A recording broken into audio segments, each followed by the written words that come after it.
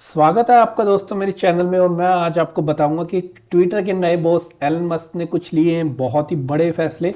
और उनमें से कुछ ऐसा फैसला है कि वो अपने एम्प्लॉयज़ को रूल्स बता रहे हैं कि आपको क्या करना है क्या नहीं करना चाहिए। और मेरे को टू बी ऑनेस्ट ये रूल्स बहुत अच्छे लगे। हमें ये रूल्स पता भी होंगे बट हम कई बार क्या होता है रूल्स को मिस कर देते हैं। ये बहुत ही सिंपल बातें हैं जो उन्होंने बताई है जो मैं आपसे डिस्कस करने जा रहा हूँ। बट मुझे इस बात से ये जरूर पता लगा कि एलन मस्क को मीटिंग से बहुत नफरत है। तो वो चाहते हैं कि प्रोटोकॉल्स को कम से कम फॉलो किया जाए, ईमेल्स को शॉर्ट किया जाए। तो ऐसे 6 पॉइंट्स हैं जो मैं आपसे अब डिस्कस करूंगा एक बाय कर। और सबसे पहले पॉइंट की तरफ चलते हैं आप। सबसे पहला पॉइंट है बड़ी मीटिंग से बचें। तो जैसा कि आप सब जानते हैं एलन मस्क विश्व के सबसे प्रसिद्ध बिजनेसमैन क्लास लोगों में से आते हैं। तो उनका पॉइंट सबसे पहला ये है कि हमें बड़ी मीटिंग से बचना चाहिए, क्योंकि बड़ी मीटिंग में क्या होता है लोग चर्चा करने से बचते हैं, एक दूसरों से बचाव करने में अपना सारा ध्यान लगा देते हैं और हर व्यक्ति के योगदान के लिहाज से इस पे पर्याप्त समय नहीं होता। तो उन्होंने अपने एम्प्लॉयज़ को ये गाइड किया है कि अगर ज़रूरी ना हो तो बड़ी मीटिंग करने से हमें बचना चाहिए।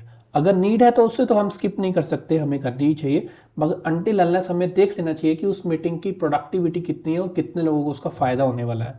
तो इस पॉइंट को आप भी आशा करता हूँ अपने जीवन में या अपने ऑफिस में जहाँ भी आप काम कर रहे हैं इसको ध्यान रखेंगे। दूसरा पॉइंट है, अगर आप किसी मीटिंग में योगदान नहीं कर रहे हैं तो आप उस मीटिंग को बीच में छोड़ सकते हैं। ऐसा कुछ नहीं है, ये लोगों का हमारा माइंडसेट बना हुआ है कि हमें मीटिंग में पूरा ज्वाइन करना है, उसमें बैठे रहना है। अगर आप उसमें एक्टिव होके कुछ भी कंट्रीब्यूट नहीं कर रहे और आप कुछ ना ही वहाँ से सीख रहे हो, आउट ऑफ कॉन्टेक्स्ट एक चीज़ है और आप उसमें ना सीख रहे हो ना कुछ योगदान कर रहे हो, तो क्या फ़ायदा ऐसे मीटिंग को अटेंड करने का। तो उनका पॉइंट ये है कि अगर आपके पास ऐसी कोई मीटिंग्स आती हैं तो उसको आप बेझिझक होकर स्किप कर दीजिए और अपने टाइम मैनेजमेंट स्किल्स को यूज़ कीजिए। थर्ड पॉइंट जो उन्होंने दोस्तों बताया वो है कमांड चेन के बारे में भूल जाएं। कमांड चेन क्या होता है, जैसे मैं एक अब कंपनी में काम कर रहा हूँ तो मेरे सुपरवाइज़र फिर उनके सुपरवाइज़र, ठीक है, मैनेजर भी आप जिन्हें बोल सकते हैं। तो वो कहते हैं कि अगर आप अपने सहकर्मियों से डायरेक्ट बातें कर सकते हो तो आप कमांड ऑफ चेन को भूल जाइए। कमांड ऑफ चेन में क्या करते हैं, मतलब टाइम का बहुत बर्बादी होती है। मैंने अपने अपने मैनेजर से बात की, मैनेजर उससे बात करेगा, फिर वो उससे बात करेगा। तो 4 लोगों का जो कम्युनिकेशन चैनल बना उसको हम रिमूव कर सकते थे अगर मेरी कंपनी मुझे ये बोले कि आप इस बंदे से डायरेक्ट बात कर सकते हो। और वही अपने पॉइंट में बता रहे हैं एनमर्स कि आप बात करिए, बिंदास होकर किसी से भी बात कर सकते हैं। आप सब एम्प्लॉयज़ हैं, हमें एक ऐसा एनवायरनमेंट क्रिएट करना है कि हम जाएँ और अपना काम जल्दी से करवा लें। तो आपको ये पॉइंट भी याद रखना है, हर चीज़ को आप ऑर्डर प्रोसेस में रखेंगे तो आप बहुत चीज़ों में बहुत सारा टाइम व्यतीत कर देंगे। तो ये उन्होंने तीसरा पॉइंट आपको बताया। फोर्थ पॉइंट है कि स्पष्ट बने, चालाक नहीं। उन्होंने कहा है कि अगर आपको टेक्निकल जार्गन या फिर कोई टेक्निकल वर्ड्स ऐसे यूज़ नहीं करने चाहिए जो एक लाइन का मतलब को डिफ़िकल्ट बनाते हैं, ठीक है। तो हमें ऐसे सिंपल तरीके से बात करनी चाहिए कि अगर वो कोई हमारी लाइन के अलावा, मतलब हमारे फील्ड के अलावा भी उस बंदा कोई सुने उस लाइन को तो वो कुछ कुछ उसका मीनिंग समझ पाए। बट कई बार क्या होता है हम इतना टेक्निकल होके बात करते हैं या इतना टेक्निकल जार्गन्स को यूज़ करते हैं तो कोई दूसरा पर्सन उस बात को अंडरस्टैंड ही नहीं कर पाता। तो उन्होंने कहा है आपको स्मार्ट बनने की जरूरत नहीं है, आपको इफ़िशिएंट बनना है। आप ओवर द टॉप वो मत करिए कि एक बात को मैं ऐसे करूँगा और ऐसे घुमा के कहूँगा, उसको सिंपल शब्दों में रखिए। तो मतलब यही है कि स्पष्ट बने, चालाक बनने की कोशिश ना करें। जो उनका 5वां पॉइंट है वो ये पॉइंट है कि get rid of frequent meetings, कि हमें बार बार लोगों का समय बर्बाद नहीं करना चाहिए। आप किसी मीटिंग को तभी बुलाएं जब आपको कई लोगों के सहयोग की नीड हो, उन पर मसलों पर चर्चा करने की आपको जरूरत हो, जिनकी वजह से कामकाज में आपके दिक्कत आ रही हो।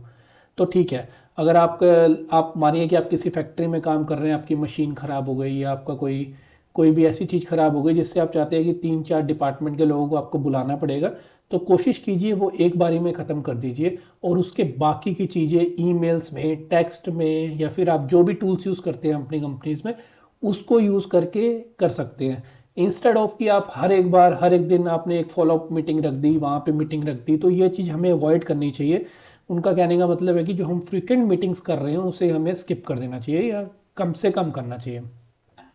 और जो उनका लास्ट पॉइंट है दोस्तों वो मुझे जो बहुत टू बी ऑनेस्ट पसंद आया कि कॉमन सेंस का प्रयोग करें।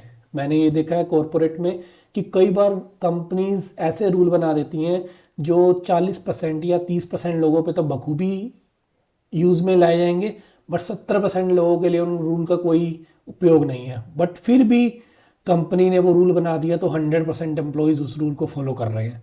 तो कई बार क्या होता है, मैं कोई रूल्स को स्किप करना चाहता हूँ, मैं नहीं यूज़ करना चाहता, तो उन्होंने कहा आप बिंदास होकर कोई भी रूल स्किप कीजिए। ऐसा नहीं है कि ये रूल बना दिया तो और आपके अगर डिपार्टमेंट पे या आपकी प्रोफाइल पे वो लागू ही नहीं हो रहा, तो आप उसको अप्लाई करने में क्यों फंसे हुए हैं, उस टाइम को कहीं और यूज़ करिए।